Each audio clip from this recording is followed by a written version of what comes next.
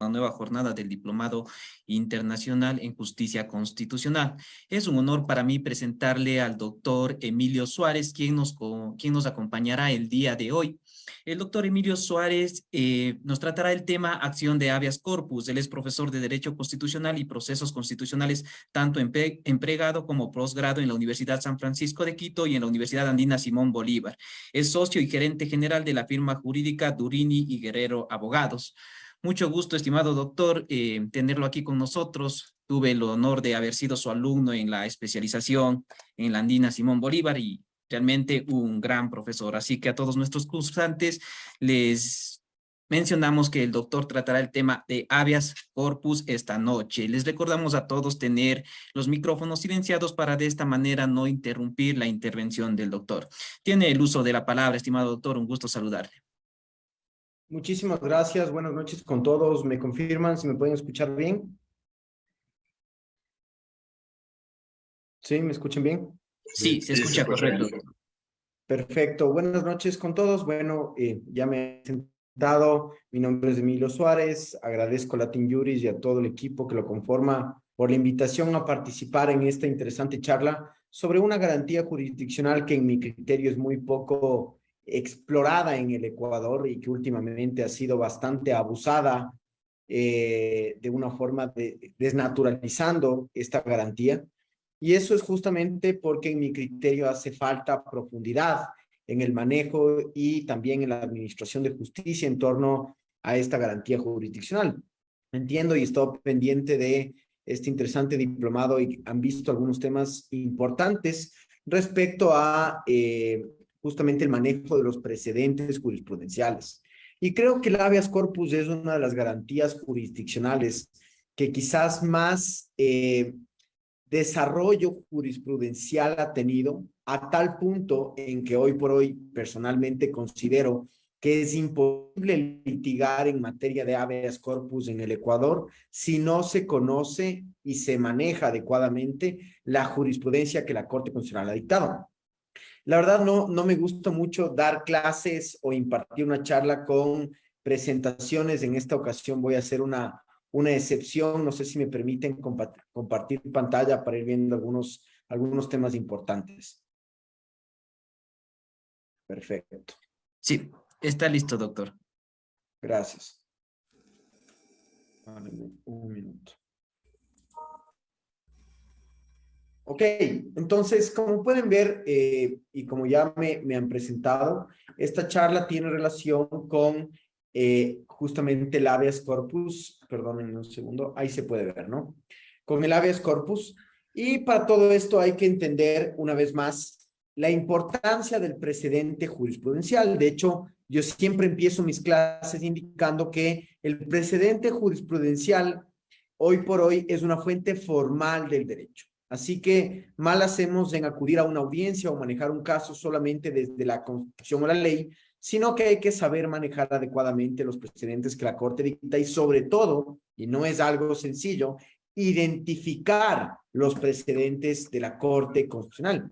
Y al respecto, creo que un primer aspecto que es importante comentarlo es que ¿cómo identificamos fácilmente los precedentes, que no son los únicos, por supuesto? Son todas las sentencias que la Corte dicta al amparo del sistema de selección y revisión de sentencias. De hecho, ese sistema tiene como su principal objeto, luego en mi criterio se lo ha venido incluso desnaturalizando, pero su principal objeto es justamente dictar precedentes vinculantes de la Corte en materia de garantías, especialmente en materia de garantías de conocimiento de jueces ordinarios. Y aquí en esta presentación que les voy a hacer, vamos a revisar y analizar algunos de estos precedentes importantes. Y creo que es importante empezar por indicar las nociones generales del habeas corpus. Bueno, un tema de la etimología de la palabra es que traigan el cuerpo, es que se exhiba el cuerpo. Esta es una institución que jurídicamente ya se conformó en Inglaterra hace muchos años atrás, nació en Inglaterra y tenía un objeto claro y delimitado que era únicamente discutir el derecho a la libertad de una persona. Y al respecto, creo que es interesante indicar que desde que esta garantía jurisdiccional nació en el Ecuador, curiosamente hasta la Constitución del año 98, quienes resolvían los habeas corpus eran, insisto, curiosamente, los alcaldes. ¿Y por qué los alcaldes? Varios de ustedes se acordarán que hasta el año 2007 se presentaba el habeas corpus ante un alcalde, y básicamente esto tenía una razón de ser, y era que la función judicial lamentablemente no se encontraba en todo el territorio nacional. Por tanto, ¿cuál era la autoridad con mayor cercanía a la ciudadanía, conforme lo establece el propio 93 de la Constitución del año 98? Eran los alcaldes, y por tanto, curiosamente, los alcaldes ejercían una potestad jurisdiccional, resolviendo, como les digo, los habeas corpus. Esta situación se modificó notablemente en la Constitución del año 98. ¿Y qué nos dice esta Constitución del año 98? El artículo 89 nos indica que la acción de habeas corpus tiene por objeto recuperar la libertad de quien se encuentre privado de ella de forma ilegal, arbitraria o ilegítima, por orden de autoridad pública o de cualquier persona, así como proteger la vida y la integridad física de las personas privadas de la libertad. Aquí hay un cambio muy profundo en materia de habeas corpus, porque como ustedes vieron en la Constitución del año 98, a través del habeas corpus únicamente se podía discutir el derecho a la libertad. Únicamente el habeas corpus servía para recuperar la libertad.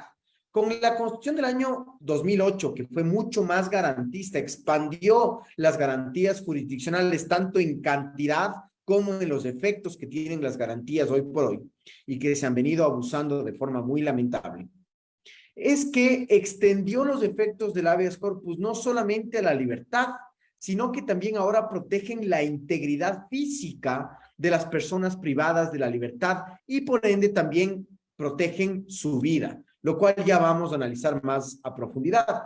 Y justamente el desarrollo legislativo de esta garantía se encuentra en la Ley Orgánica de Garantías Jurisdiccionales, que establece en el artículo 43 que el habeas corpus te sirve para proteger la vida, la libertad, la vida, la integridad física, y esto es muy interesante, algo que es muy poco explorado en el Ecuador, y otros derechos conexos de la persona privada o restringida de la libertad. Esta palabra es clave para entender el alcance del habeas corpus: restringida de su libertad por autoridad pública o por cualquier persona. Y aquí me quiero detener un momento, porque decía que, como ustedes saben, y a veces nos cuesta entender esto, en el Ecuador, las personas privadas de la libertad, así varios de ustedes no me crean, son un grupo de atención prioritaria que prevé la Constitución. Es decir, requieren una atención especial por parte del Estado,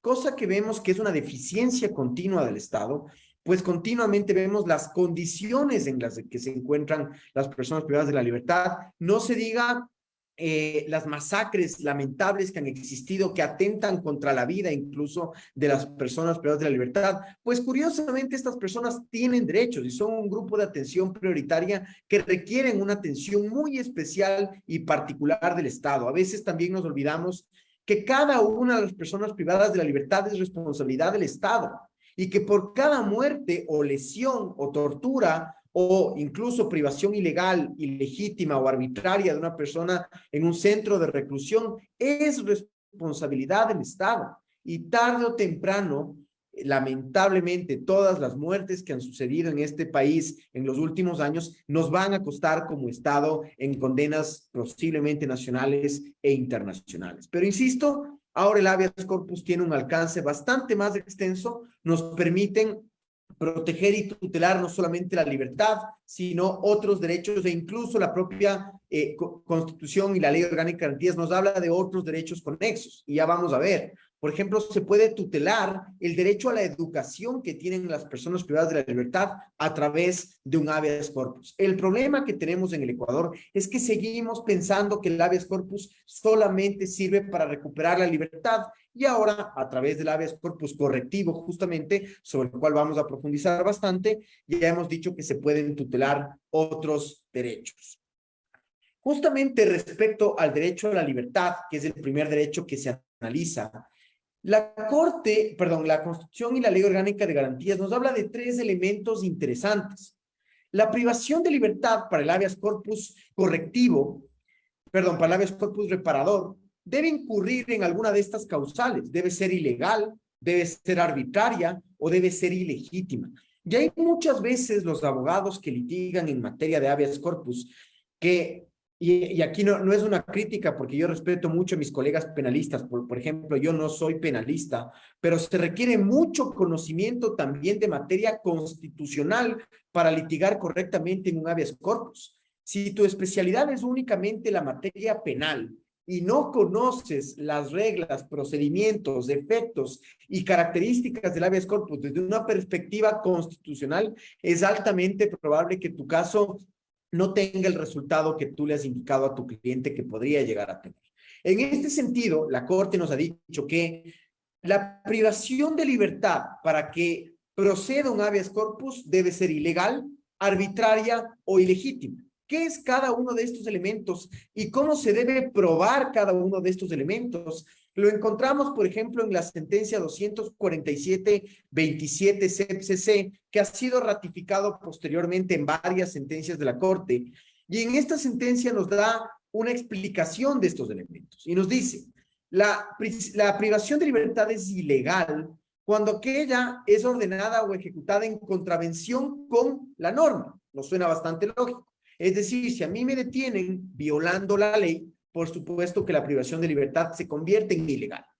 Ahora, es arbitraria, nos dice la Corte Constitucional, cuando aquella es ordenada sin fundamento. Es decir, que solamente ha primado la voluntad o el capricho, nos dice la sentencia, cosa que en este país no es tan ajeno, de la persona que la ordena o la ejecuta.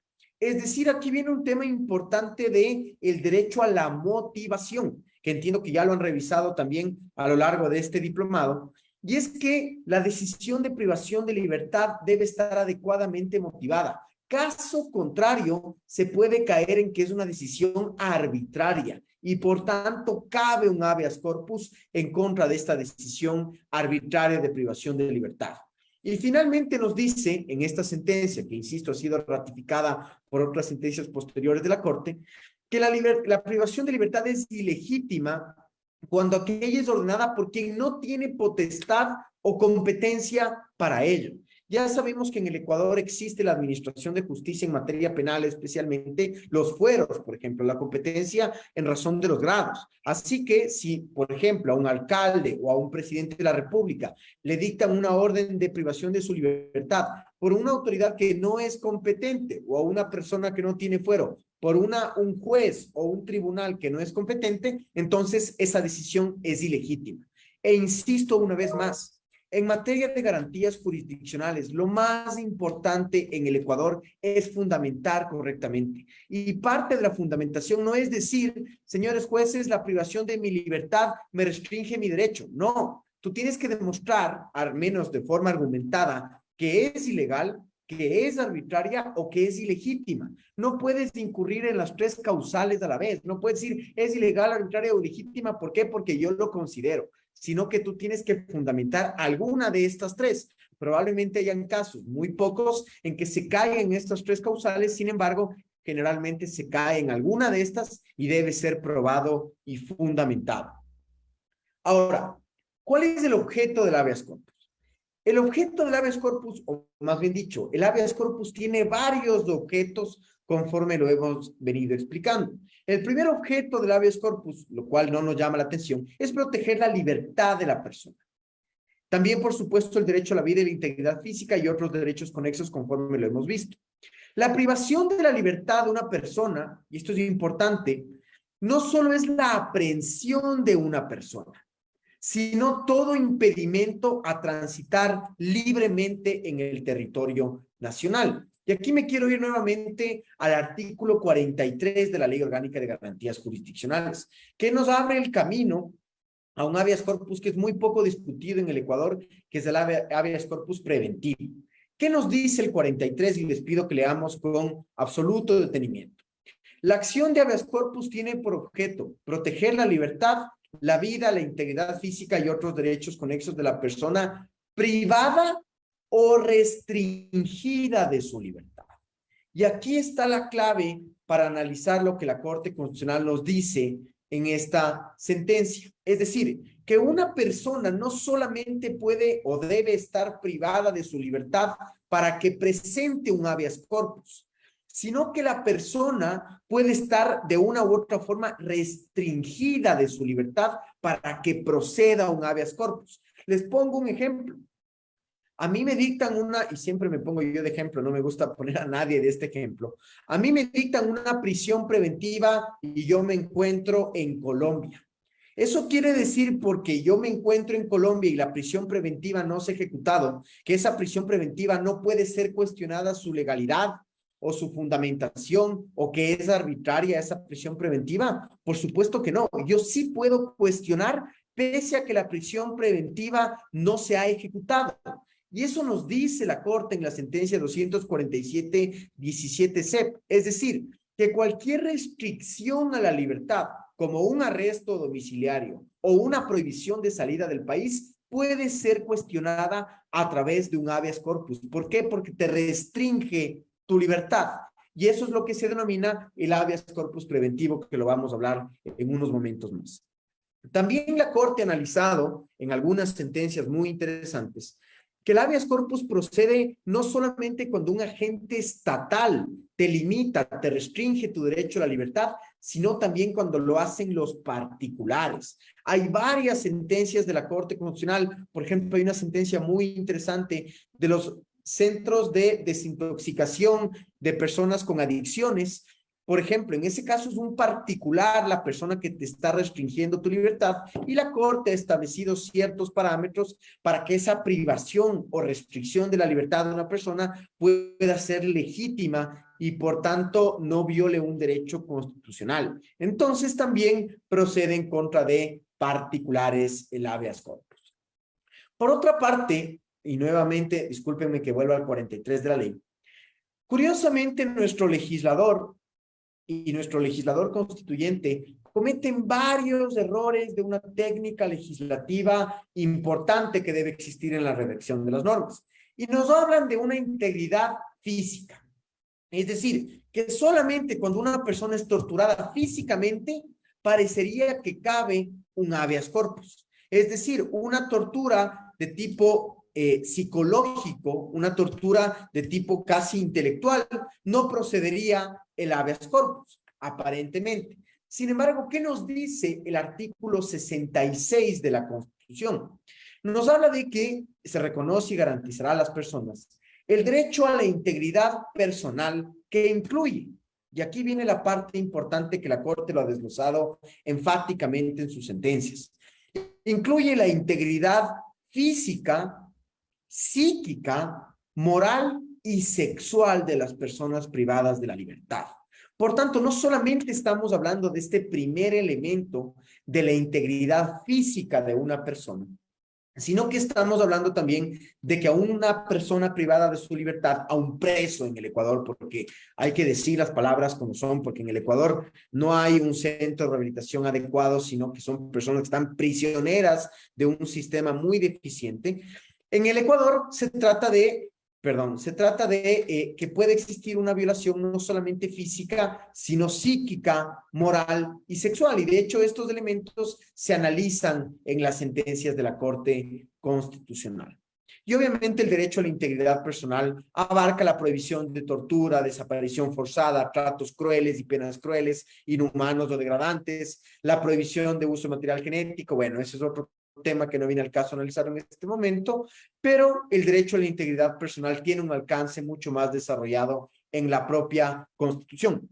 Ahora, la Corte, en la sentencia 209-15 JH, insisto, ha establecido que no solamente es la integridad y la libertad y la vida de una persona, sino que también se podría tutelar los otros derechos conexos a la integridad personal. Por ejemplo, yo les planteé el derecho a la educación que tienen las personas privadas de la libertad como un grupo de atención prioritaria, y todos los otros derechos que la Constitución prevé como un grupo de atención prioritaria, que justamente son las personas privadas de la libertad. Y aquí al respecto, la misma Ley Orgánica de Garantías nos da algunos ejemplos de procedencia de esta garantía jurisdiccional. Por ejemplo, procede frente a una detención arbitraria, ilegal o ilegítima, que ya lo hemos analizado. Esto es algo interesante, el derecho a no ser exiliado forzosamente, desterrado o expatriado. Y aquí, a propósito, estoy acabando de leer una interesante novela, perdón, una interesante, no es novela, sino que es una, un libro que examina el famoso caso de Nelson Serrano, que les recomiendo, que es de Oscar Vela, un librazo, que describe este caso de este ecuatoriano que se encuentra en el Pabellón de la Muerte en Estados Unidos. Y esta persona se describe que era un ecuatoriano que se encontraba en el Ecuador, que vinieron unas personas de Estados Unidos, unos agentes del FBI, lo capturaron aquí en el país y se lo llevaron a Estados Unidos. Por lo tanto, eso fue una especie de exilio forzoso o fue una especie de extradición forzosa de esta persona. Y por tanto, en ese caso, si es que hubiésemos estado en ese año con esta constitución y con esta ley, hubiera la familia podido interponer un habeas corpus justamente para evitar que esta persona sea extraditada de forma forzosa. Pero también procede el habeas corpus a no ser desaparecido forzosamente, lo cual también ocurrió en este caso, a no ser la liberación inmediata por caducidad de la prisión preventiva, lo cual es un elemento muy interesante para analizarlo, el derecho a la excarcelación inmediata con orden de un juez, la privación de libertad por deudas que no sean pensiones de alimentos. En el Ecuador, como ustedes muy bien conocen, no existe prisión por deudas, salvo, lo cual a mí me parece un poco cuestionable, la deuda de alimentos, el derecho de los extranjeros a no ser expulsados y devueltos al país del que escapan. Esto tiene mucha relación con el derecho al refugio, el derecho a no ser incomunicado ni sometido a tratamientos vejatorios. Eso tiene que ver con el derecho a la integridad personal y el derecho a ser puesto a disposición de la autoridad competente inmediatamente y a más tardar en 24 horas después de su detención. Dicho esto, y estos ejemplos mediante los cuales se puede interponer un habeas corpus para proteger estos derechos y estos ejemplos que nos da la Ley Orgánica de Garantías, aquí tenemos una tipología, una clasificación de los habeas corpus de acuerdo con nuestras regulaciones normativas y jurisprudenciales.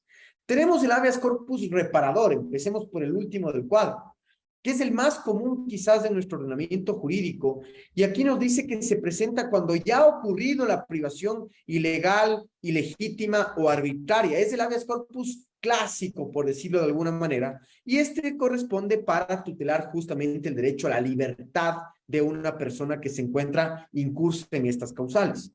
Por otra parte, tenemos el habeas corpus correctivo, del cual vamos a hablar bastante en en estas 4 horas de clases que me han asignado por parte de los organizadores de este evento. Y el habeas corpus correctivo se presenta para corregir las condiciones en las que se encuentra privada la libertad. Esto es algo muy importante porque es un tema novedoso y que ha causado muchos problemas por su errónea aplicación, pero insisto, las personas privadas de la libertad deben tener condiciones al menos aceptables, cosa que en el país lamentablemente no ocurre. Y estas condiciones aceptables deben ser protegidas por algún tipo de garantía jurisdiccional que las personas privadas de la libertad tienen. Curiosamente, los PPL, como ya les dije hace un momento, tienen derechos. Y esos derechos deben ser tutelados a través de una garantía. Esa garantía es el habeas corpus correctivo. Que se haya mal utilizado el habeas corpus correctivo y se haya hecho, perdón la expresión, lo que se ha dado la gana en los últimos meses, es una cosa diferente. Sin embargo, el espíritu es que las personas privadas de la libertad deben encontrarse en condiciones medianamente aceptables, medianamente adecuadas, y por tanto deberían proteger esas condiciones a través de una garantía. ¿Qué garantía corresponde? El habeas corpus. Y finalmente el habeas corpus que se denomina preventivo. Este habeas corpus, como ya lo dice la Corte en la sentencia anterior a la que hice referencia, la 247-17 CEP-CC, no solamente protege el habeas corpus no solamente protege a las personas privadas de la libertad, sino también que protege a las personas restringidas de su libertad, conforme lo ha analizado la Corte Constitucional. Ahora bien, una vez que hemos acabado estos aspectos muy generales del habeas corpus, vamos a hablar sobre la competencia del habeas corpus, que es un tema sumamente complicado de analizar y sobre el cual vamos a hacer un análisis muy a fondo. No sé si en este momento ¿Hacemos una pausa para resolver alguna inquietud o continuamos con la exposición que los organizadores nos confirmen? Bien, no habría ninguna inconveniente, doctor. Justo tenemos la mano levantada del abogado Carlos Vera. Por favor, tiene el uso de la palabra. Doctor, muy buenas noches. Una consulta. Eh, a un ciudadano le detienen, por ejemplo, el día de hoy, ¿sí? En esos famosos operativos que realiza la Policía Nacional. Lo detienen, qué sé yo, en la frontera, ¿sí? Vamos a suponer en Macará, ¿sí? Macará, provincia de Loja. La audiencia se desarrolla en Quito. Mi pregunta es, al momento que le detienen a él, en primer lugar, no le dejan comunicarse o no le dicen dónde lo van a llevar, dónde va a ser la audiencia. ¿Ya? ¿No se estaría privando la libertad o al menos no se estaría haciendo, no se desconocería lo que es el lugar donde está esa persona y no afectaría el derecho a la defensa de esa persona, puesto de que los policías no le dicen dónde se va?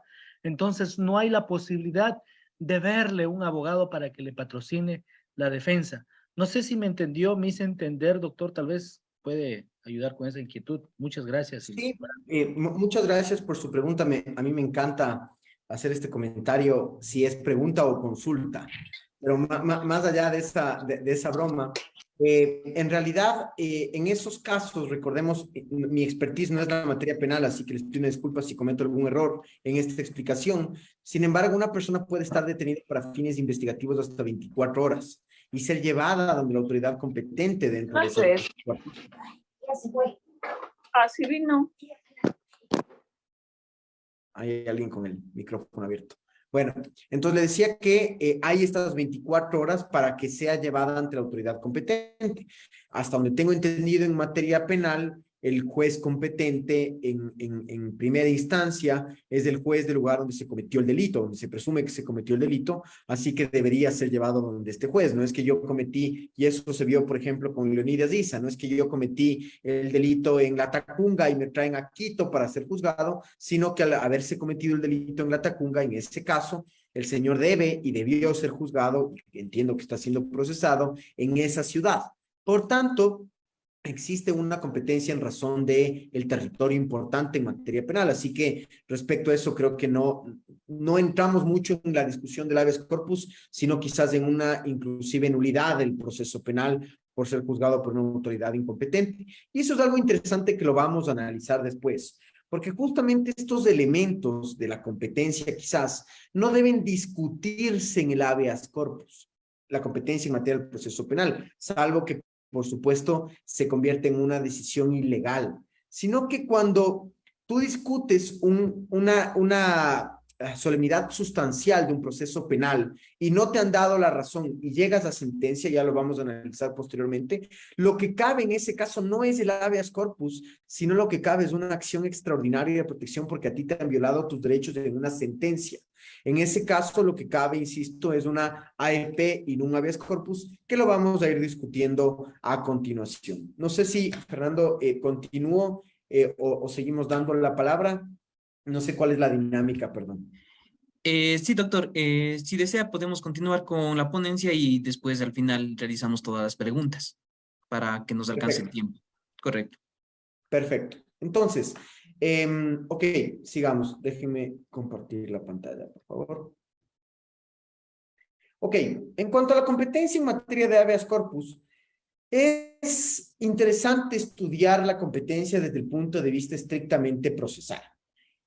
Y aquí hay un tema muy importante que analizar, porque como ustedes ya conocen, la jurisdicción se otorga por mandato constitucional. La competencia se regula a través de ley. Por tanto, la medida en la cual se distribuye la jurisdicción, que es la denominada competencia, se puede analizar o se divide en los siguientes elementos. Se puede dividir por el grado, por el territorio, por las personas, por el tiempo, que quizás es un tema bastante novedoso, y por la materia. Como ustedes saben, y entiendo que ya lo habrán estudiado en este diplomado en anteriores clases. En materia de garantías jurisdiccionales, no existe fueros. Por ejemplo, si, digamos, el presidente de la República el día de mañana quiere proponer una acción de protección, no la va a proponer ante la Corte Nacional. Al no existir fueros en materia de garantías jurisdiccionales, la tiene que proponer ante un juez de instancia. Sin embargo, la única excepción en materia de garantías jurisdiccionales en la cual existe una distinción de la competencia en razón del grado por ante quién se interpone el habeas corpus, es justamente en esta garantía jurisdiccional. ¿Por qué? Porque cuando uno cuestiona la privación de libertad, no propone el habeas corpus ante el juez de instancia, sino que cuestiona o propone el habeas corpus ante una de las salas de la Corte Provincial. Y la apelación no la conoce la Corte Provincial, sino que la conoce la Corte Nacional, de acuerdo con las reglas que vamos a analizar a continuación. Por tanto, en materia de garantías, y aquí mezclo la explicación en la competencia en razón del grado y de las personas, generalmente se presenta el habeas corpus, perdón, se presenta una acción de protección ante cualquier juez de instancia. Y la apelación la conoce la Corte Provincial. En materia de habeas corpus, insisto, la competencia en razón de las personas y del grado sí tiene una alteración, y de acuerdo con el artículo 165 de la Ley Orgánica de Garantías, se sigue la suerte del fuero. Por tanto, si es que está privado de la libertad una persona que tiene fuero de Corte Nacional, por ejemplo, el ex Contralor General del Estado, él puede proponer, y de hecho entiendo que lo ha hecho, un habeas corpus ante la Corte Nacional. Diferente pasa con el resto de garantías. Un habeas data se interpone ante el juez de instancia porque no hay alteración de la competencia en razón del grado y tampoco en razón de las personas. Ahora, la competencia en razón del territorio. Este es un tema sobre el cual vamos a hablar a profundidad, pues el habeas corpus, de acuerdo con la Constitución y la Ley Orgánica de Garantías, se debe proponer en el lugar donde se encuentra privada de la libertad de las personas. También hay una alteración a la regla general de la competencia en razón del territorio del resto de garantías jurisdiccionales. ¿Por qué? Porque justamente la Constitución y la Ley Orgánica de Garantías establecen que no es que se presenta el habeas corpus en el lugar donde se genera el acto, donde produce sus efectos, tal y como nos dice la Ley Orgánica de Garantías para todas las garantías jurisdiccionales, sino que la competencia en razón del territorio se presenta justamente en el lugar donde la persona se encuentra privada de la libertad o donde se presume que se encuentra privada de la libertad. Solamente en caso de desconocimiento, ya vamos a ir desglosando estas reglas, solamente en caso de desconocimiento de dónde se encuentra privada de la libertad, se podría presentar en el domicilio del accionante, que como ustedes seguramente ya lo vieron en las otras clases, existe una diferencia importante en materia de garantías entre la identificación de la víctima y el legitimado activo. No es la misma persona la víctima de la persona que presenta la demanda y por eso existe una legitimación activa amplísima en materia de garantías. Yo puedo proponer el día de mañana una garantía a favor de cualquiera de ustedes. También ya vamos a hablar sobre la legitimación activa. Vamos en razón a la materia. Y aquí en razón a la materia ya vamos a ir también desglosando esto. También hay una alteración en materia de habeas corpus. ¿Por qué? Porque el Código Orgánico de la Función Judicial, a ver, vamos en razón del tiempo. La Ley Orgánica de Garantías Jurisdiccionales establece que cualquier juez de cualquier materia es competente para resolver todas las garantías jurisdiccionales. Sin embargo, en materia de habeas corpus tenemos una excepción que está prevista en el Código Orgánico de la Función Judicial, que establece que en los lugares donde se encuentren... Perdón, hay alguien... Ya. Que en los lugares donde se encuentre... se me fue la idea. Que en todos los cantones donde se encuentren centros de rehabilitación social deben existir jueces de garantías penitenciarias y estos jueces son los que deberán conocer el habeas corpus y el resto de garantías jurisdiccionales que correspondan a las personas privadas de libertad. Insisto, sobre esto vamos a hablar también después. Y finalmente, la competencia en razón del tiempo. Y aquí la Corte también lo ha analizado, la competencia en razón del tiempo. Y la Corte ha establecido que no precluye la posibilidad de proponer un habeas corpus porque tú ya lo propusiste o porque prescribe el habeas corpus. Y aquí vienen dos elementos importantes. Mucho se ha discutido en el Ecuador si yo puedo proponer, por ejemplo, una acción de protección de una violación a mis derechos que ocurrió hace 20 años. Y esto, la Corte ha sido enfática en señalar que al no prescribir los derechos, tampoco pueden prescribir las garantías jurisdiccionales. Así que si a mí me violaron mi derecho, por ejemplo, a la propiedad, a la educación o cualquier otro derecho, hace 20 años, yo sí puedo proponer una acción de protección en la actualidad. Obviamente, y ese es otro tema que nos tomaría toda una clase analizarlo, los efectos de la garantía jurisdiccional en razón del tiempo deben modularse por parte del juez. No pueden ordenarse reparaciones de 20 años, sobre todo económicas. Hay que tomar en cuenta varios parámetros, que eso se analiza justamente cuando se ve el tema de la reparación integral. Sin embargo, en materia de habeas corpus, tampoco puede prescribir el habeas corpus porque ha pasado un X tiempo que una persona se encuentra privada de la libertad. Y aquí viene otro tema. Si tú propones un habeas corpus y te niegan considerando que la privación de libertad es legal, no fue arbitraria y fue legítima, eso no quiere decir que esa misma privación de tu libertad no puede incurrir en alguno de estos vicios con el transcurso del tiempo. Por ejemplo, una privación de libertad que actualmente puede ser ilegal, puede convertirse en ilegal, y eso pasa mucho, sobre todo con la prisión preventiva, puede convertirse en ilegal con el transcurso del tiempo. Y esto hace que tú puedas volver a presentar un habeas corpus porque esta condición se modificó. Eso en cuanto a la competencia en razón de estos temas. Ahora veamos qué nos dice la confusa Ley Orgánica de Garantías Jurisdiccionales respecto a la competencia en materia de habeas corpus. El artículo 44, numeral 1 de la Ley Orgánica de Garantías establece que el habeas corpus puede ser presentado ante cualquier juez donde el lugar donde se presuma esté privada de libertad la persona o donde se encuentre privada de libertad la persona, y cuando se desconozca el lugar, como ya les comenté, puede presentarse en el domicilio del accionante, del legitimado activo. Así que aquí hay una alteración, insisto, de la regla general de las garantías jurisdiccionales. El artículo 89 de la Constitución dispone que cuando la orden de privación de libertad haya sido dispuesta en un proceso penal, ya vamos a analizar esto, la acción se interpondrá ante la Corte Provincial de Justicia. Recuerden que hablábamos de la alteración de la competencia en razón del grado, pues aquí no se presenta ante el juez de instancia, sino que se presenta en primera instancia ante la Corte Provincial de Justicia. Y aquí viene lo que les comentaba hace un momento. El artículo 230 del Código Orgánico de la Función Judicial establece: las y los jueces de garantías penitenciarias tendrán competencia para la sustanciación de derechos y garantías de personas privadas de libertad con sentencia condenatoria en las siguientes situaciones jurídicas.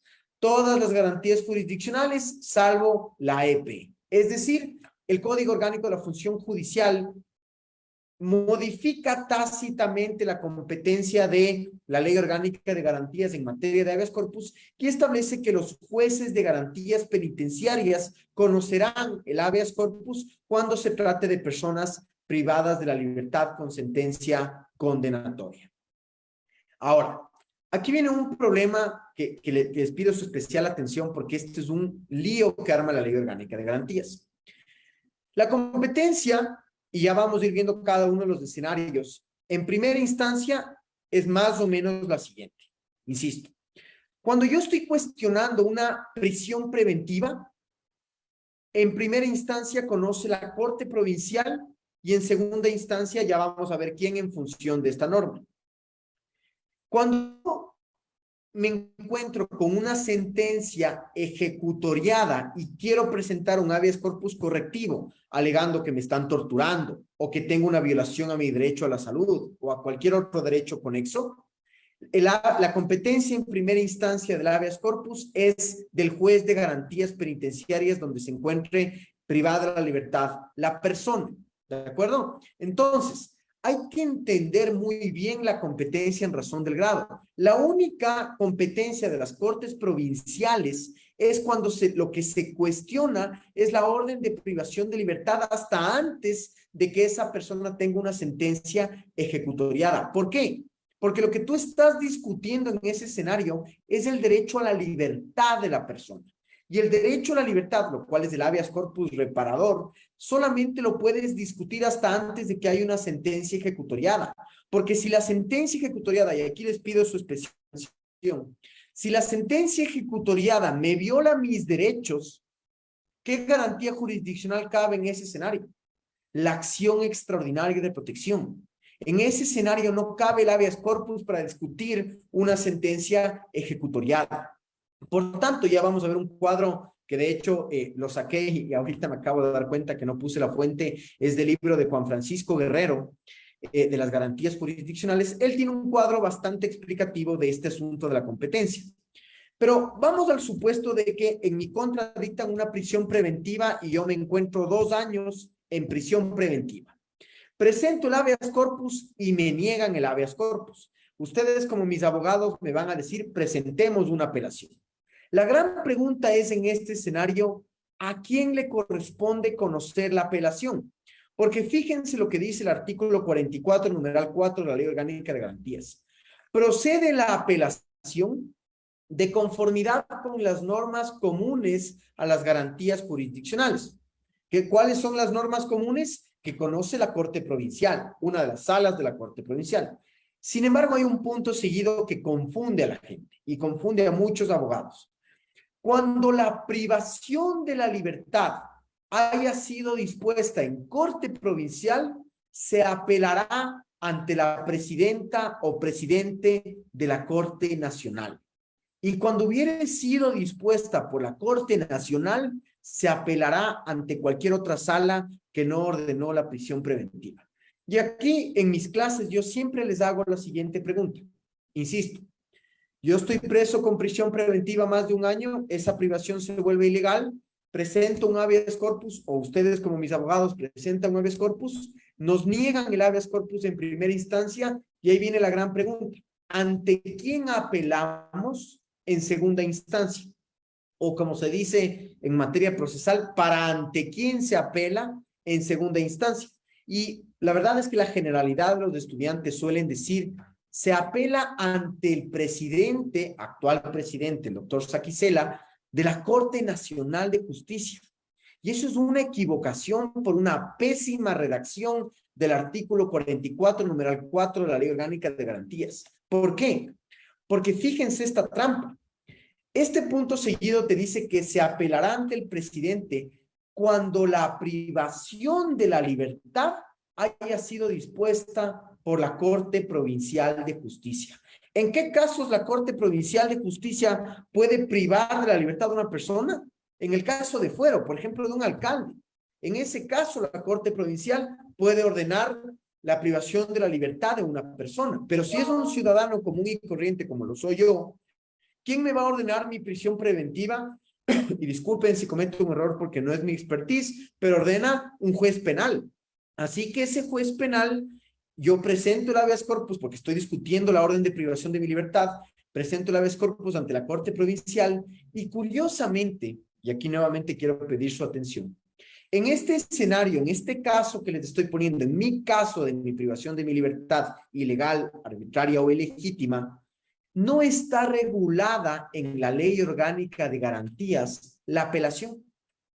La Ley Orgánica de Garantías, nuestros legisladores se olvidaron de regular la apelación en el 95% de habeas corpus que se presentan en el Ecuador, que es el habeas corpus reparador, el habeas corpus clásico, en el cual yo discuto la libertad, no está regulado. Ustedes pueden ver 100 veces la Ley Orgánica de Garantías Jurisdiccionales y solamente en el artículo 165 y 166 se dice que la Corte Provincial o la Corte Nacional serán competentes para conocer las apelaciones en materia de corpus, pero no se establece si es el presidente, si es la sala penal, si es cualquier sala. Y aquí entramos a un análisis aún más interesante. La Corte Nacional de Justicia, mediante resolución 565 de 7 de abril del 2009, desarrolla el artículo 44.4 de la Ley Orgánica de Garantías y nos dice, Los recursos de apelación que se interpongan, y esta era una redacción que debía constar en la Ley Orgánica de Garantías y que no existe, que se interpongan en contra de las sentencias dictadas por las salas de las Cortes Provinciales dentro de los recursos de habeas corpus propuestos de conformidad con el último inciso del 89 de la Constitución, serán conocidos previo sorteo por cualquiera de las salas que conforman la Corte Nacional de Justicia. Es decir, frente a una omisión de nuestro legislador en la Ley Orgánica de Garantías, de hecho, perdón, esta resolución es del 7 de abril de 2009, es incluso anterior a la Ley Orgánica de Garantías. Recordemos que de octubre del 2008 a octubre del 2009 no tuvimos Ley Orgánica de Garantías y hasta el día de hoy se sigue aplicando esta resolución para conocer la competencia en materia de apelación del habeas corpus reparador, del que se propone en contra de una orden de privación de la libertad de una persona. Insisto, esta apelación está regulada en esta resolución. Y aún hay más de esta resolución. Y este cuadro yo lo saqué con algunas modificaciones, como les comento, del libro de las garantías jurisdiccionales de mi socio Juan Francisco Guerrero.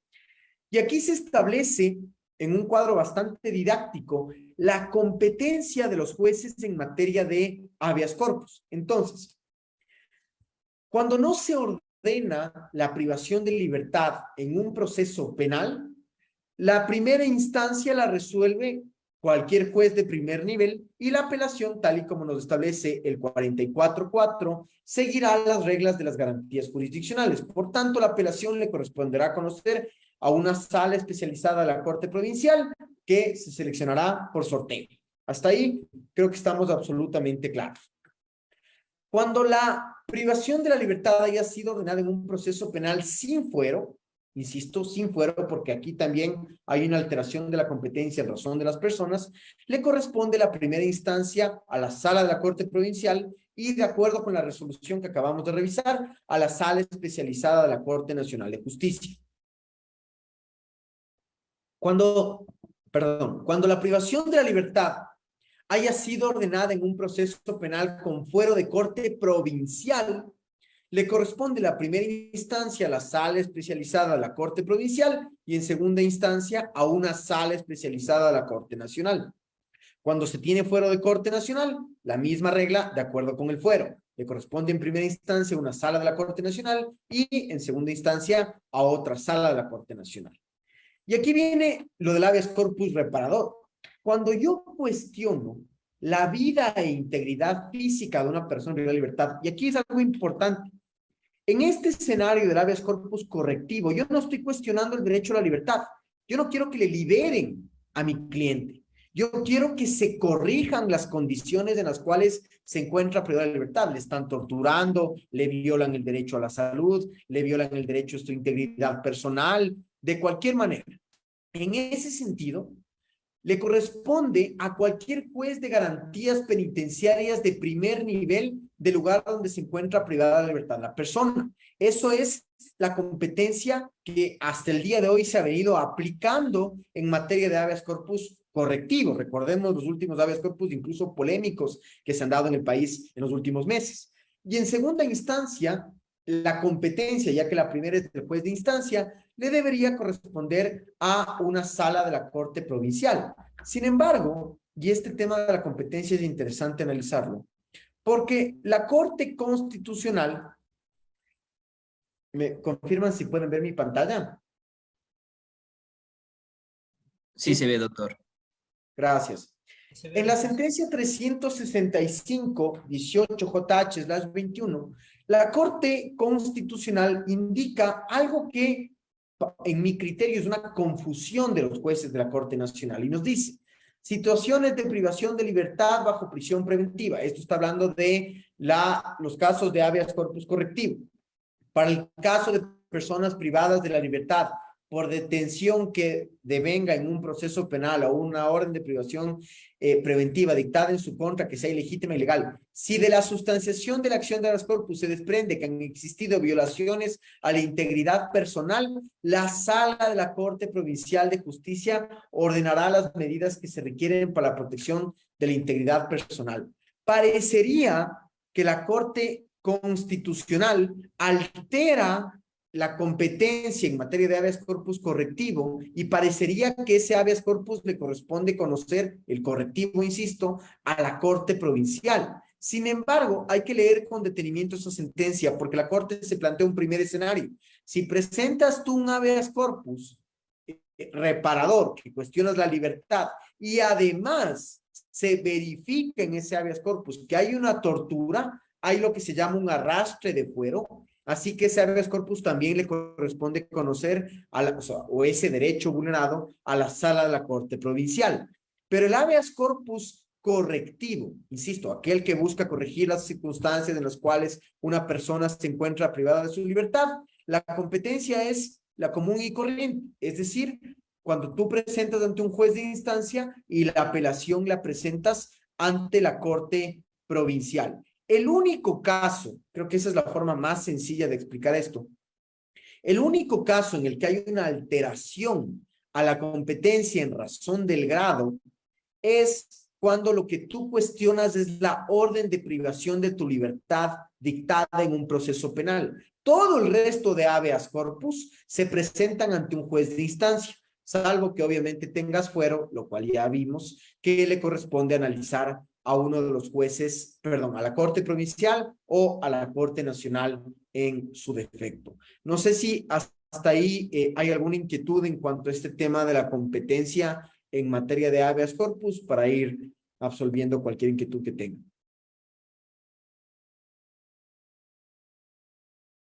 ¿No? Perfecto. Entonces, permítanme compartir la pantalla.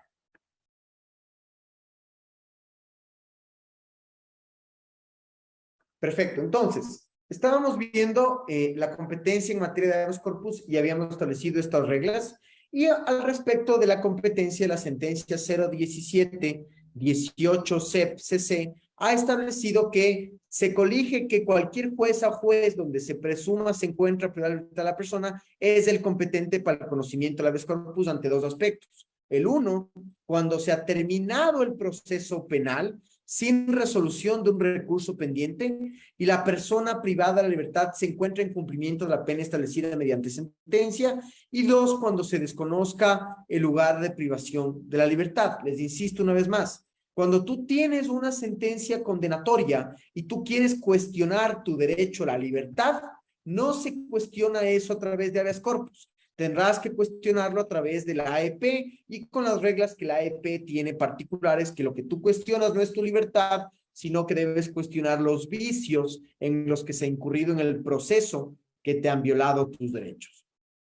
Ok, entonces, una vez que está claro el tema de la competencia en materia de habeas corpus, que es un tema muy, muy complejo de entender y estudiar por las deficiencias de nuestra Ley Orgánica de Garantías, veamos ahora el procedimiento en materia de habeas corpus. Y un primer paso importante cuando se analiza el procedimiento de las garantías jurisdiccionales es analizar justamente la legitimación activa. La legitimación activa, conforme al artículo 9 de la Ley Orgánica de Garantías, establece lo siguiente. Las acciones para hacer efectivas las garantías jurisdiccionales previstas en la Constitución y la ley podrán ser ejercidas por cualquier persona, comunidad, pueblo nacional o colectivo. Esta es la parte que siempre me gusta poner porque fue declarada inconstitucional, pero hay veces que se lee, lamentablemente, vulnerada o amenazada en uno más de sus derechos constitucionales. Insisto, esta frase fue declarada inconstitucional por la Corte porque confundía la identificación de la víctima con el legitimado activo, quien actuará por sí misma o a través del representante o apoderado. ¿Qué les quiero decir con esto? Que las garantías jurisdiccionales tienen una legitimación activa amplísima. Cualquier persona puede proponer una garantía jurisdiccional. Sin embargo, el artículo 9, en el último inciso, nos dice: en el caso de las acciones de habeas corpus y extraordinaria de protección, se estarán las reglas específicas de legitimación que contiene esta ley. Cuando ustedes están redactando un habeas corpus y leen esta norma, seguramente a ustedes les salta la inquietud de: ¿habrá algún tipo de legitimación restrictiva del habeas corpus, dado que el artículo 9 de la Ley Orgánica de Garantías establece que Todas las garantías tendrán una legitimación activa amplísima, pero nos establece que en habeas corpus y en AEP se estarán las reglas específicas de legitimación que contiene esta ley. Y claro, luego ustedes avanzan en la lectura de la Ley Orgánica de Garantías y por el artículo 40 y pico de la Ley Orgánica de Garantías, cuando se encuentran con el habeas corpus, ustedes van a analizar y van a ver que no hay ninguna restricción en materia de legitimación activa de habeas corpus. Por tanto, cualquier persona, literalmente cualquier persona, puede proponer un habeas corpus a favor de cualquier persona que se encuentra privada o restringida de su libertad o que se le encuentran vulnerando los otros derechos que los hemos analizado. No se requiere demostrar un interés, y eso es una confusión muy importante, porque los habeas corpus polémicos que se han presentado últimamente en el país, se cuestiona de quién será esta persona que propone el habeas corpus a favor de este privado de la libertad, y esa es una discusión que no cabe tenerla en habeas corpus, porque el habeas corpus no tiene una legitimación activa restringida. Aquí el legislador cometió un error, porque como ustedes ya conocen, si es que no lo han visto ya en este diplomado, lo van a ver después, en la acción extraordinaria de protección sí existe una legitimación activa restringida.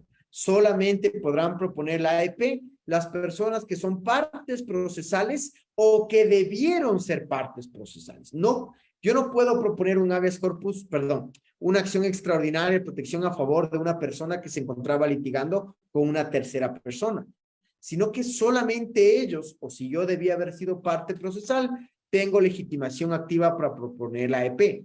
Sin embargo, en el habeas corpus, insisto una vez más, no existe esta legitimación activa restringida. Donde sí existe, en la garantía en la que sí existe una legitimación activa restringida, es en el habeas data.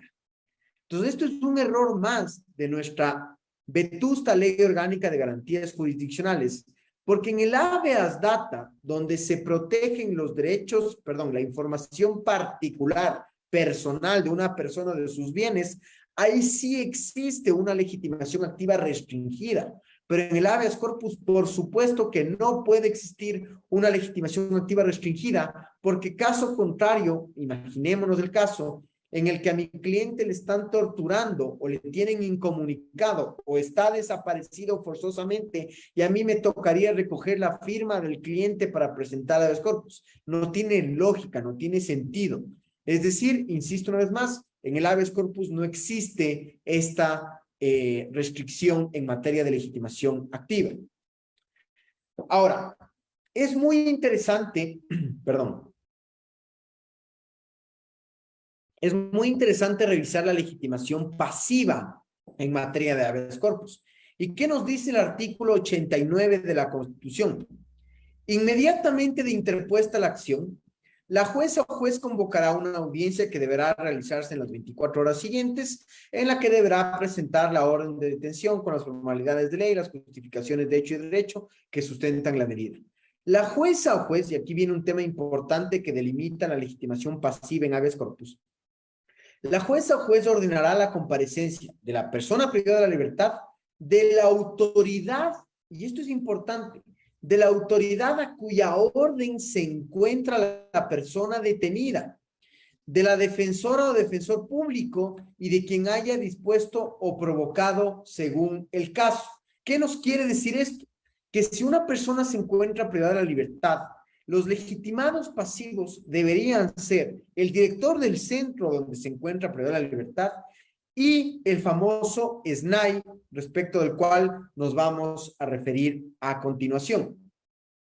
Perdón un segundito.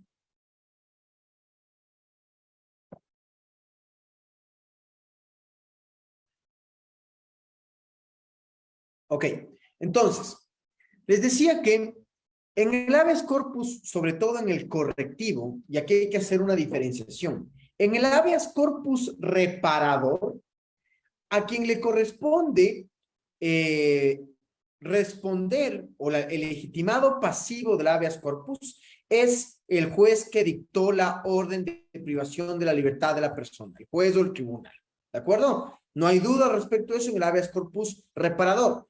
En ese caso, como no estoy cuestionando las condiciones en las cuales se encuentra privada de la libertad de la persona, no se tiene que notificar al Servicio Nacional de Atención Integral a Personas Adultas Privadas de la Libertad y Adolescentes Infractores, de este nombre larguísimo, que es el famoso SNAI. En los casos en los cuales yo presento un habeas corpus correctivo, es decir, quiero corregir las circunstancias en las cuales una persona se encuentra privada de la libertad, los legitimados pasivos son el director del centro y el SNAI, ¿de acuerdo? Y aquí viene un tema interesante que se analizó una vez más en uno de estos habeas corpus polémicos, puntualmente uno que se resolvió ante un juez de Manglar Alto. Se decía que el SNAI tiene personalidad jurídica. Y al tener personalidad jurídica, es capaz de defenderse por sí mismo ante un proceso que se inicie en su contra. Y aquí viene un tema importante que hay que hacer un análisis procesal profundo. Y esto ustedes que seguramente litigan o van a litigar en materia de habeas corpus, es un análisis que ustedes lo deben hacer. Hay que saber distinguir lo que es personalidad de lo que es personería jurídica. Personalidad jurídica quiere decir que esta es una entidad autónoma que puede tener, que tiene derechos, entre comillas, y que puede contraer obligaciones, ¿de acuerdo? Puede suscribir contratos, es decir, tiene una autonomía institucional del resto del Estado. No requiere que el presidente de la República le dé firmando los contratos, sino que al tener personalidad jurídica quiere decir que se crea una nueva institución. Sin embargo, no toda autoridad pública, y esto escúchenme bien porque se han cometido varios errores al respecto en habeas corpus, sobre todo en los que se han hecho públicos. No toda autoridad pública que tiene personalidad jurídica tiene personería jurídica. Personería jurídica es la capacidad de la institución de defenderse y de patrocinar un proceso jurisdiccional por sí misma. Y aquí viene un elemento importantísimo que ustedes ya conocen, porque seguramente varios de ustedes, si no son todos, ya litigan en materia de garantías. Como ustedes saben, las garantías, al menos la mayoría de ellas, se presentan en contra de instituciones públicas. Y conforme al artículo 3, literal B, de la Ley Orgánica de la Procuraduría General del Estado, el Procurador General del Estado ejerce dos funciones primordiales, entre otras que tienen, por supuesto. La primera es patrocinar a las instituciones públicas que carecen de personería. Y la segunda es supervisar los procesos de las instituciones públicas que sí tienen personería. Y aquí viene la siguiente inquietud, que es, insisto, el caso que se presentó en Manglar Alto. Como ustedes recuerdan, ese caso se presentó en contra de el SNAI, del director del centro, y no se notificó a la Procuraduría General del Estado. De acuerdo con la sentencia 1159-12P/19, nos dicen los párrafos 36 y 37 lo siguiente. Así, es claro que cuando los procesos involucran a entidades del Estado, como en este caso que se analiza, Petroecuador, que tiene personería jurídica, la Procuraduría solamente supervisa dichos juicios sin perjuicio de que pueda intervenir como parte o como tercero coadyuvante. El 37 dice, a la luz de las formulaciones antes expuestas, las entidades estatales con personería jurídica pueden ejercer su derecho a la defensa de forma directa en los procesos en que participen y la Procuraduría puede intervenir solo de forma potestativa. Ya nos ha pasado a más de uno de nosotros que presentamos, por ejemplo, una acción de protección en contra del municipio y se le notifica a la Procuraduría y la Procuraduría a veces no comparece o solamente señala su domicilio judicial para recibir notificaciones y supervisar el desenvolvimiento del proceso, pero no participa como parte procesal. El típico caso, insisto, es el de los municipios o las empresas públicas que tienen personería jurídica. Sin embargo, nos dice, por lo dicho, la falta de intervención en la Procuraduría no necesariamente afecta el ejercicio de la defensa de las entidades que tienen personería jurídica. Y aquí les propongo volver al artículo 3 del decreto de creación del SNAI. ¿Qué nos dice? Creas el Servicio Nacional de Atención Integral, bueno, ese nombre larguísimo, como entidad de derecho público con personalidad jurídica. no habla de personería jurídica. Por tanto, y aquí viene la conclusión de este análisis, y por supuesto estoy gustoso de atender cualquier tipo de consulta al respecto. Por tanto, cuando yo presento un habeas corpus correctivo, no cometan el error de solamente identificar como legitimados pasivos al SNAI y al director del Centro de Rehabilitación Social, sino que siempre tienen que poner como legitimado pasivo a la Procuraduría General del Estado. ¿Por qué? Porque el SNAI no ejerce personería jurídica. ¿De acuerdo? Perfecto. Y finalmente, en cuanto al procedimiento, y aquí podemos hacer una nueva pausa para atender cualquier tipo de inquietud. En cuanto al procedimiento, la verdad es que el habeas corpus tiene un procedimiento súper sumario, cosa que también llama la atención a los medios de comunicación, a ciertos abogados. Sin embargo, así establece la Constitución y la ley, porque te dice que una vez que presentas la acción, el juez deberá realizar la audiencia dentro de las siguientes 24 horas. Así que si tú presentas un viernes noche el habeas corpus, no es que el juez tiene que el lunes regresar a ver ese habeas corpus y recién calificar la demanda, sino que el juez tiene la obligación de inmediatamente convocar audiencia dentro de las siguientes 24 horas y llevar a cabo el proceso. Y aquí viene otro tema importante. El juez debe ordenar la comparecencia de la persona privada de su libertad con su defensor o un defensor público y, como ya lo comentamos, las autoridades bajo cuya supervisión se encuentra privada la libertad. También la Ley Orgánica de Garantías nos habla de algunos supuestos. Por ejemplo, en el supuesto de la desaparición forzada de una persona, basta que existan indicios sobre la intervención del Estado para que se convoque al máximo representante de la policía y al ministro correspondiente o competente. Y aquí hay algunas reglas importantes sobre las cuales ya vamos a hablar a continuación. Te dice que si verificada la privación de la libertad ilegal, arbitraria o legítima, el juez ordenará la libertad inmediata y las medidas de reparación integral necesarias. Y la sentencia escrita debe ser notificada hasta 24 horas después de la audiencia. Y esto es importantísimo porque nos hemos mal acostumbrado, y no les culpo a los jueces, porque la verdad es que nuestro sistema adolece de algo que yo creo que es muy necesario, los jueces especializados en garantías jurisdiccionales. De cualquier forma, los jueces tienen la obligación de notificar la sentencia dentro de las siguientes 24 horas para que se cumpla justamente con la decisión que el juez adoptó. Si es que no lo hace el juez, pues está violando la celeridad procesal que este tipo de procedimientos que las garantías jurisdiccionales requieren para tutelar adecuadamente el proceso. Y también hay un efecto interesante, y es, ¿qué pasa? Lo cual a mí me llama mucho la atención que esto establezca la Ley Orgánica de Garantías. Si es que el juez convoca audiencia y el Centro de Rehabilitación Social no responde y no le lleva a la persona privada de la libertad dentro de las siguientes 24 horas ante el juez, se entiende que la privación de libertad es ilegítima o ilegal y se debe ordenar la inmediata libertad de la persona.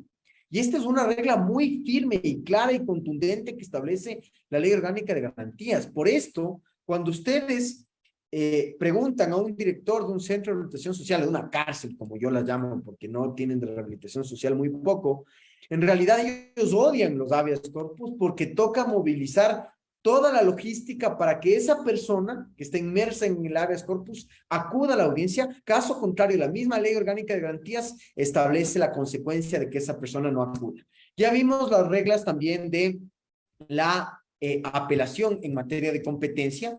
Sin embargo, las reglas del procedimiento de la apelación son las mismas que de las garantías jurisdiccionales previstas en el 24 de la Ley Orgánica de Garantías. Los jueces deberán resolver en mérito de los autos, sin embargo, podrán convocar audiencia en los casos que ellos consideren pertinente y dictarán sentencia. A diferencia de primera instancia, no se dicta una sentencia en la misma audiencia en segunda instancia, sino que los jueces terminan la audiencia y después de varios días se notifica la sentencia por escrito. No sé si hasta ahí tenemos alguna inquietud. Veo una mano levantada. Sí, está la mano levantada del abogado Chévez, abogado o abogada, tiene el uso de la palabra. ¿Cómo está mi doctor? Muy buenas noches. Buenas noches. En un supuesto caso de que la policía, podemos decir un procedimiento hipotético, la policía judicial tenga retenido a un ciudadano, en este caso la persona a favor de la persona prendida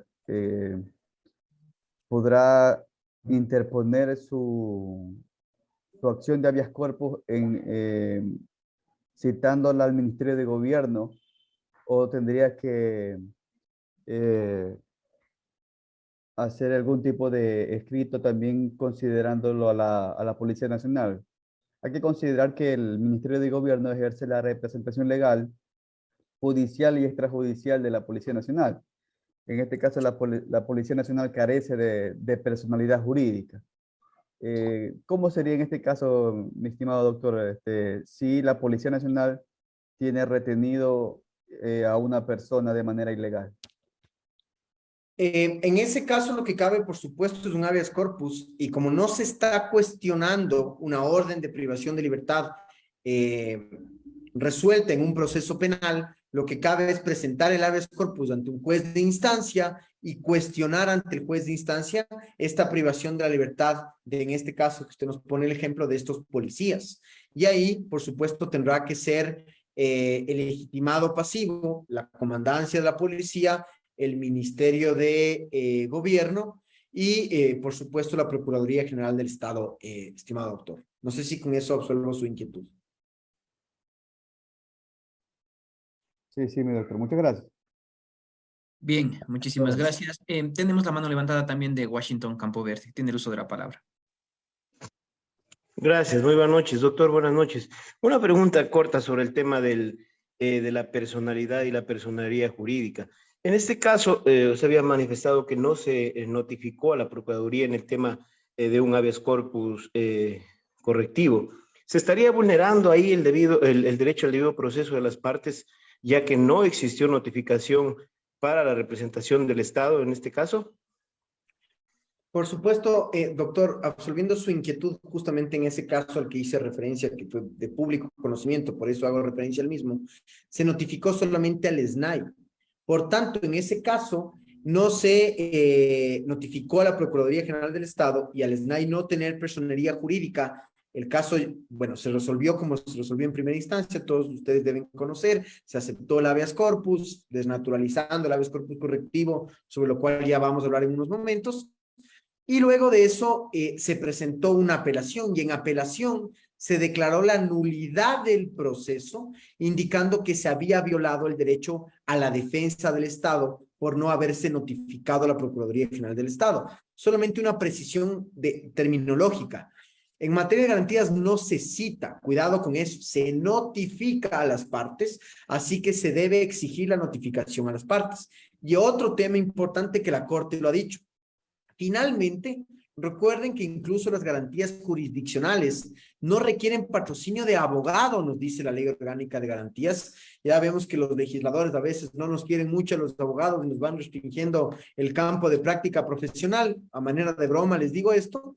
Y efectivamente en garantías no se requiere el patrocinio de un abogado. Así que si es que yo no requiero el patrocinio, mal haría yo en conocer cuál es la diferencia entre personalidad y personería. ¿Y qué nos dice esa interesante jurisprudencia de la Corte? Lo que nos dice es que es el juez el obligado a identificar al legitimado pasivo que debe responder en el proceso. Así que si yo omito indicar en mi habeas corpus que debía notificarse a la Procuraduría General del Estado, el juez debe, recordemos por el principio de informalidad en materia de garantías, iura novi curia y todo lo demás, el juez tiene la obligación de subsanar este error y notificar a la Procuraduría. Así que si el juez no lo hace, es una responsabilidad compartida de la parte procesal y del juez. Por eso, insisto, es importante conocer estos precedentes de la Corte, y efectivamente, si no se notifica al Procurador General del Estado, se viola el derecho a la defensa. Eso se analiza en esta sentencia de la Corte. Curiosamente, en esta sentencia de la Corte que analiza en el caso de Petroecuador, empresa pública que sí tiene personería jurídica, se dice que no se, insisto, esto es una AEP, una acción extraordinaria de protección que Petroecuador propuso diciendo que no se notificó a la Procuraduría. ¿Qué dice la Corte? No, usted sí tuvo personería jurídica, usted sí pudo defenderse, así que no le violó su derecho a la defensa. Sin perjuicio de ello, en la tramitación de la acción de protección pudo haberse declarado las nulidades que cabían en ese escenario. Sin embargo, en el caso del SNAI, que no tiene personería jurídica, hay que notificar obligatoriamente al Procurador General del Estado. Caso contrario, ya hemos visto varios casos de esta naturaleza, se declaran nulidades o incluso se pueden llegar hasta negar, lo cual no es procedente, pero se pueden llegar hasta negar los habeas corpus. No sé si con eso contesté su inquietud.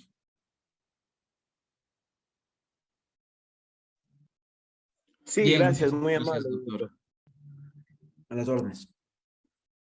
Bien, tenemos la mano levantada de Gaby también. Quiere hacer una consulta. Tiene el uso de la palabra. Gracias, buenas noches. Yo quiero hacer una consulta. Claramente los jueces tienen muy poco conocimiento en tema constitucional, penal y lo que está en la mitad, que es el tema penitenciario. Quiero hacer una consulta específica. Por ejemplo, a veces plantean habeas corpus que tienen que ver con temas de seguridad. Entonces, un privado de la libertad indica que en un centro penitenciario está recibiendo amenazas. Posterior a esto, el juez tiene muy poco conocimiento claramente y por el testimonio del privado de la libertad concede que no sea trasladado al centro al que nosotros hemos precavido que lo haga. Al momento de que esta persona, de que la institución realice el traslado y este privado de la libertad corre riesgo en ese centro, y a pesar de eso, y a pesar de que la institución o el SNAI se pronuncia acerca del peligro que corre el privado de la libertad con informes y motivaciones, el juez decide evidentemente llevarle a otro centro de privación de libertad, donde sucede que el privado de la libertad comienza a recibir amenazas o causa la muerte. En este caso, el Estado sigue teniendo, o la institución sigue teniendo responsabilidad. Se puede plantear, o ellos pueden plantear otra acción constitucional, habeas corpus, indicando que el privado de la libertad pierde su vida dentro de un centro penitenciario, pero no es culpa de la institución, sino fue por una decisión judicial. Más o menos ahí va encaminada mi pregunta. Gracias. Perdón, Gabriela, Claro. ¿me puede repetir su inquietud puntual, si es tan amable? Mi inquietud es si es que el Estado sigue siendo responsable de si el privado de la libertad por decisión judicial pasa a otro centro y fallece, se contagia de VIH, tiene tuberculosis, le pasan un sinnúmero de situaciones por decisión judicial, cuando al juez se le indica, por ejemplo, que un privado de la libertad no puede ser trasladado a otro centro por seguridad, y aún así el juez dictamina que debe ser trasladado, y en el otro centro, después de haber sido precavido el juez, el juzgador, el privado de la libertad fallece. En este caso, el Estado sigue teniendo responsabilidad sobre este hecho, y posterior a esto pueden plantear un habeas corpus incluso reparador de los familiares, o ellos pueden plantear una acción indicando que el Estado es responsable por el fallecimiento de esta persona. Perfecto. A ver, respondiendo a su pregunta de si el Estado es responsable por una decisión judicial, si es que le comprendí correctamente, hay que recordar qué es el Estado. De acuerdo con el artículo 225 de la Constitución, nos dice que el Estado, el sector público, el Estado, lo que nosotros denominamos Estado, comprende los organismos y dependencias de la función ejecutiva, legislativa, judicial, electoral y de transparencia y control social. Es decir, el Estado comprende todas las funciones justamente del Estado. Y asimismo, el artículo 11, numeral 9 de la Constitución, establece claramente que el Estado será responsable, y dice textualmente, el más alto deber del Estado consiste en respetar y hacer respetar los derechos. El Estado, sus delegatarios concesionarios y toda persona que actúe en ejercicio de una potestad pública estarán obligados a respetar las violaciones de los derechos de particulares por la falta de eficiencia de servicios públicos. La justicia es un servicio público, por acciones o omisiones de sus funcionarios y empleados y Y luego te habla de repetición. Luego te dice: el Estado será responsable por detención arbitraria, error judicial, retardo injustificado o inadecuada administración de justicia. Entonces, para absolver su inquietud en base a estas normas y muchas otras que existen en la Constitución y la ley, el Estado es responsable por las decisiones que se tomen por la administración de justicia. De hecho, el Estado ecuatoriano ya ha sido varias veces condenado ante el sistema interamericano, ante la CIADI, en el sistema CIADI, y ante distintos tribunales arbitrales internacionales por malas, erróneas decisiones jurisdiccionales, por retardo injustificado en decisiones jurisdiccionales y por una mala práctica en materia jurisdiccional. Esto es algo gravísimo para el Estado ecuatoriano. Pero ahí viene un tema importante, estimada Gabriela, y es algo que continuamente nos olvidamos, y es que la Ley Orgánica de Garantías Jurisdiccionales, y esto deberían los funcionarios públicos tener un poco de temor, lamentablemente no se ejecuta como debería ejecutarse. El artículo 20 de la Ley Orgánica de Garantías establece lo siguiente: declarada la violación de los derechos, la jueza o juez deberá declarar en la misma sentencia la responsabilidad del Estado o de la persona particular. En el caso de responsabilidad estatal, la jueza o juez deberá remitir el expediente a la máxima autoridad responsable para que inicie acciones administrativas, la fiscalía en caso de delitos. Y luego te habla de la repetición. Es decir, siempre que el Estado sea condenado, especialmente de forma pecuniaria, económica, por una reparación material que se otorga a una persona, el Estado paga, el Estado responde, pero el Estado tiene la obligación de repetir en contra de los funcionarios que provocaron esto. En el caso que usted nos pone sería de un juez que por su errónea decisión provocó algunas afectaciones a una persona. En ese sentido, por supuesto, se puede presentar, en el caso que usted nos indica, por ejemplo, un habeas corpus correctivo, porque se busca corregir las circunstancias en las cuales la persona se encuentra privada de la libertad, y por supuesto, en ese caso, atenciones a la salud, porque en el caso que usted nos pone, un caso realmente grave, se contagió de VIH, tuberculosis y todo lo demás, así que esta persona tiene derecho a ser reparada integralmente. No sé si con esta explicación, perdón, un poco extensa, que me extendí un poco, absolví su inquietud. Sí, gracias. Bien, tenemos la mano levantada de Lizardo Díaz también.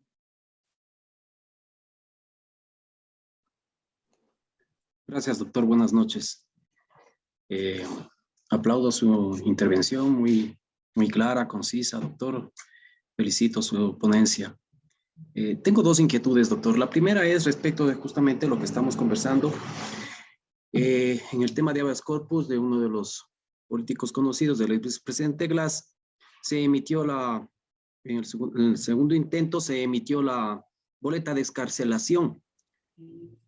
La pregunta es, si se emite la boleta de excarcelación en una autoridad judicial, más allá de que nos guste o no nos guste, ¿por qué el Ejecutivo no dio cumplimiento a esa decisión judicial?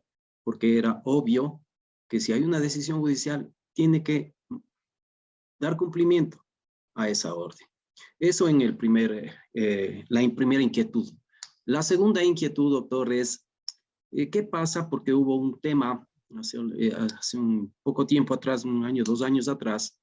Si usted presenta un habeas corpus, y como nos está indicando, y así dice la ley, que se debe responder dentro de las 24 horas de este habeas corpus. ¿Qué pasa si en el sistema al que usted va a presentar el habeas corpus, le indican en la Corte Provincial, en el ingreso de estos tipos de acciones, que el sistema no funciona? Típico. El sistema no funciona y que, bueno, le podemos ingresar, pero ya vamos a ver cuándo funcione. Vaya nomás, hable al Consejo de la Judicatura a ver qué más se puede hacer.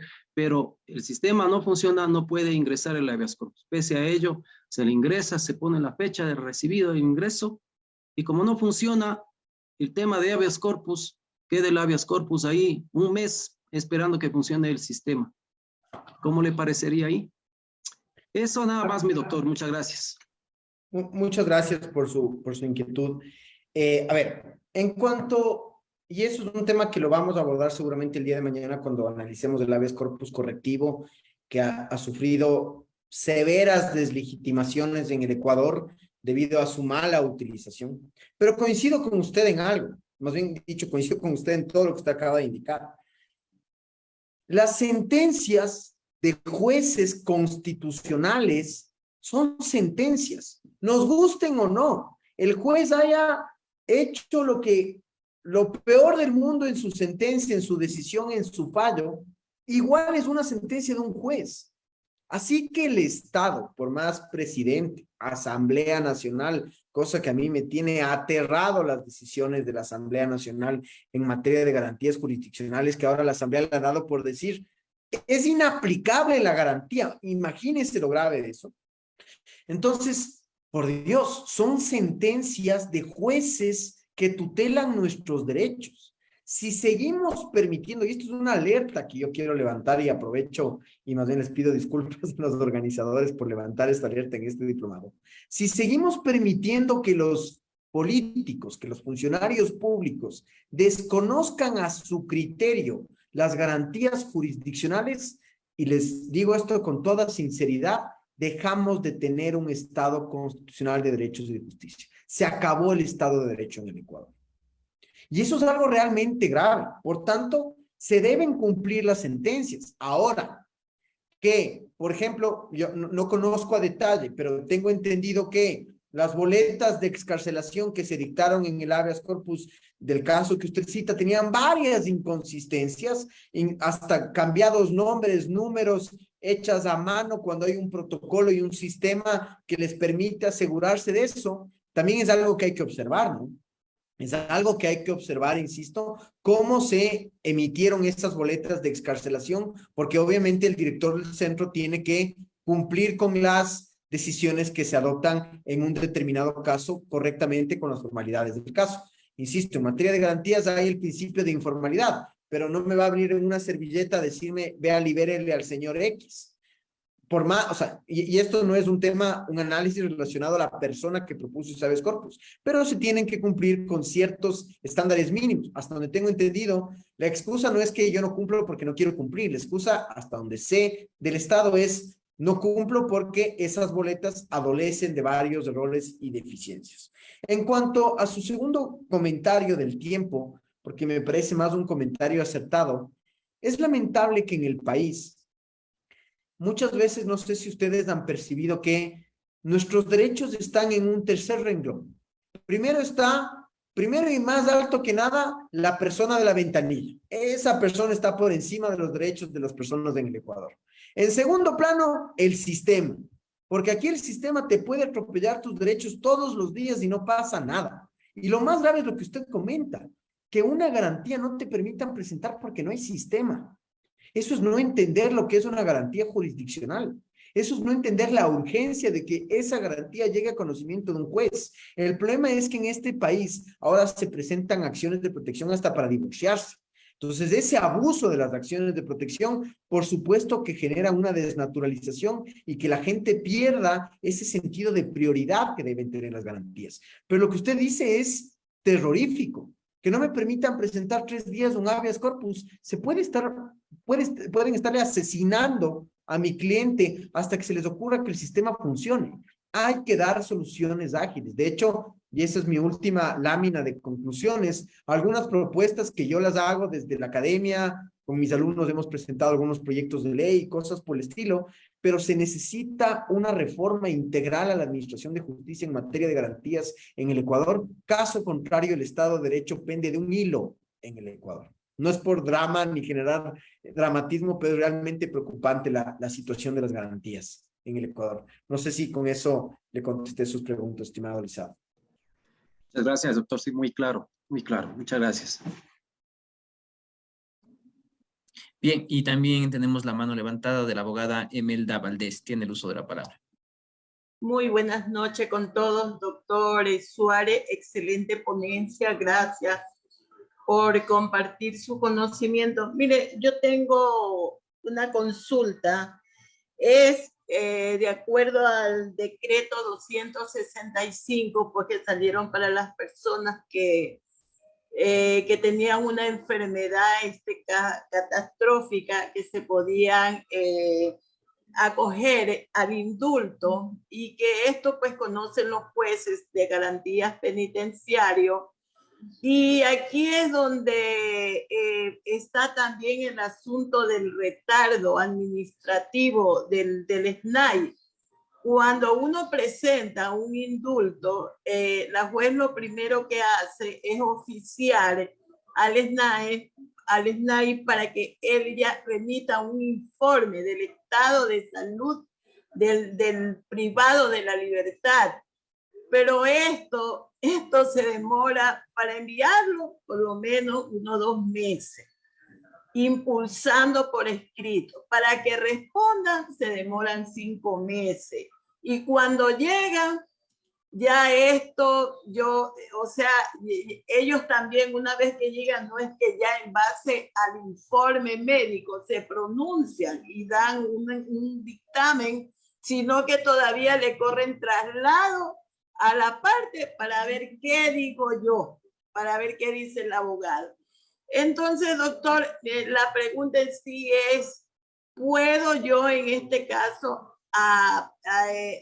demandar un habeas corpus? Porque, ya no queda, ya ha pasado, ya creo 1 año desde que yo presenté esta situación, y hasta la fecha hay una respuesta por parte del juez de garantías penitenciarios. La verdad es que el chico se puede haber muerto, está mal, cada día está peor, pero el familiar está desesperado y no se puede, por el retardo injustificado, esto sí del SNAE.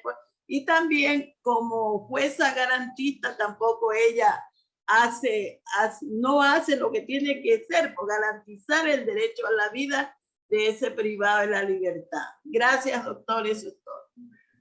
Muchas gracias. Muchas gracias por su pregunta. Y creo que aquí hay que distinguir 2 escenarios. Si, hasta donde entiendo, es su cliente, que es la persona que se encuentra privada de la libertad, tiene una enfermedad catastrófica y no está siendo correctamente atendido, ese es el escenario ideal para un habeas corpus correctivo.